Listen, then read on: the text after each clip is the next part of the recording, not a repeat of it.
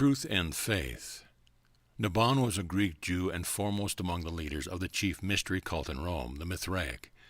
While this high priest of Mithraism held many conferences with the Damascus scribe, he was most permanently influenced by their discussion of truth and faith one evening.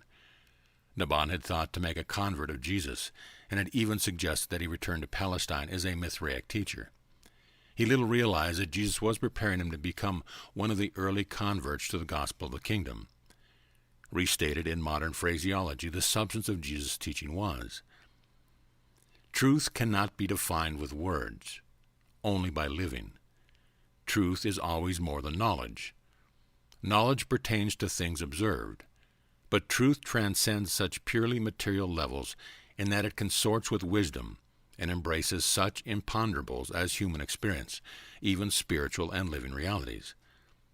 Knowledge originates in science, wisdom, in true philosophy, truth in the religious experience of spiritual living. Knowledge deals with facts, wisdom with relationships, truth with reality values.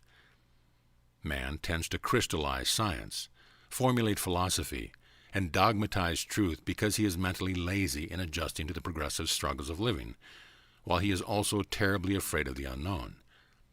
Natural man is slow to initiate changes in his habits of thinking and in his techniques of living. Revealed truth, personally discovered truth, is the supreme delight of the human soul. It is the joint creation of the material mind and the indwelling spirit.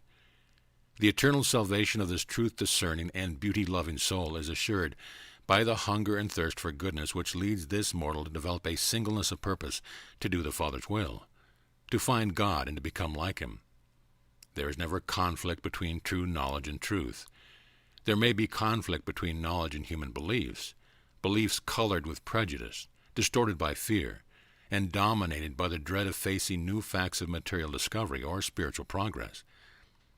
But truth can never become man's possession without the exercise of faith. This is true because of man's thoughts. Wisdom, ethics, and ideals will never rise higher than his faith, his sublime hope. And all such true faith is predicated on profound reflection, sincere self-criticism, and uncompromising moral consciousness. Faith is the inspiration of the spiritized, creative imagination. Faith acts to release the superhuman activities of the divine spark, the immortal germ, that lives within the mind of man, and which is the potential of eternal survival. Plants and animals survive in time by the technique of passing on from one generation to another identical particles of themselves. The human soul, personality of man, survives mortal death by identity association with this indwelling spark of divinity, and which functions to perpetuate the human personality upon a continuing and higher level of progressive universe existence. The concealed seed of the human soul is an immortal spirit. The second generation of the soul is the first of a succession of personality manifestations of spiritual and progressing existences, terminating only when this divine entity attains the source of its existence, the personal source of all existence, God, the Universal Father. Human life continues, survives, because it has a universe function, the task of finding God. The faith-activated soul of man cannot stop short of the attainment of this goal of destiny, and when it does once achieve this divine goal, it can never end because it has become like God, eternal.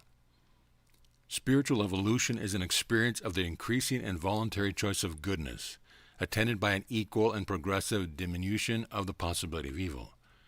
With the attainment of finality of choice for goodness and of completed capacity for truth appreciation, there comes into existence a perfection of beauty and holiness whose righteousness eternally inhibits the possibility of the emergence of even the concept of potential evil.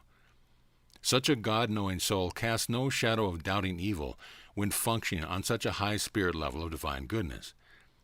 The presence of the paradise spirit in the mind of man constitutes the revelation promise and the faith pledge of an eternal existence of divine progression for every soul seeking to achieve identity with this immortal and indwelling spirit fragment of the Universal Father.